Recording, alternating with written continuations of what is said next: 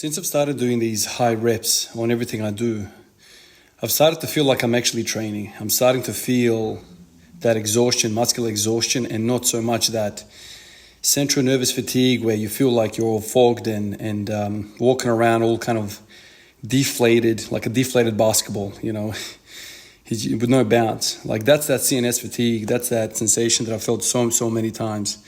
And then I look into my muscles. I look down at my legs and it all kind of looks deflated. So it's kind of like I'm very, very tired, but I look at the body, it doesn't look like I've worked. That's that dichotomy, that's that back and forth between bodybuilding and powerlifting, like that merger, where how many times have you seen a powerlifter that looks like he's a freaking cyclist or he looks like he's a marathon runner, but he's very, very, very strong. Like I've seen so many of those guys on social media. Guys, really, really small guys that are pulling like 300, 350 in a deadlift sumo. Yeah, sure, it's sumo and they have leverages and whatever, but it doesn't seem like they have enough horsepower through those muscles to actually do the work. Or you've seen that bench presser with really wide bench press technique, and he doesn't even have triceps or shoulders. He just looks like just this wiry, skinny basketball player. Like he doesn't have anything yet. He's very, very strong. That's that strength training. And I love that. And I love that whole sleeper build and whatnot. But I do have to say that I do miss, working that high rep business, even though I don't feel strong, like, when I'm peaked into my strength phase.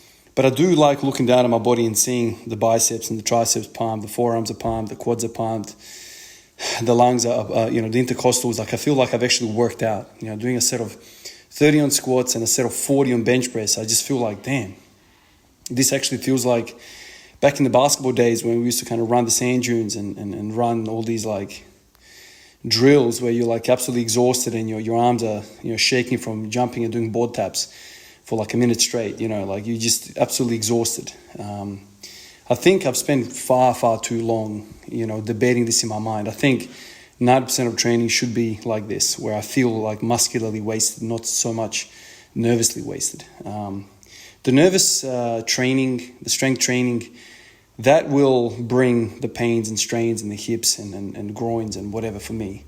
I've never been hurt doing this type of work, high rep stuff, never.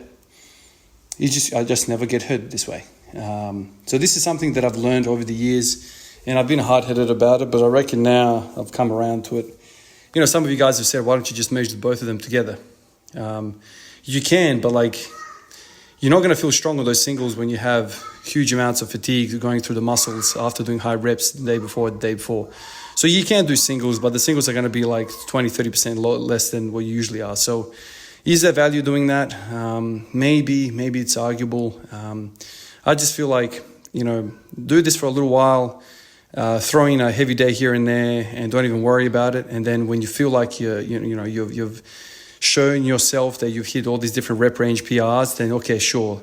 Let's waste away some of that fatigue and then try and put a single on the bar, over the next couple of weeks, and then quickly get back to high reps. I think that's the best way to go about it, especially if you're not elite and you're not squatting bloody 3 times your body weight and benching twice your body weight and all that stuff. I reckon that's kind of where most of us should be.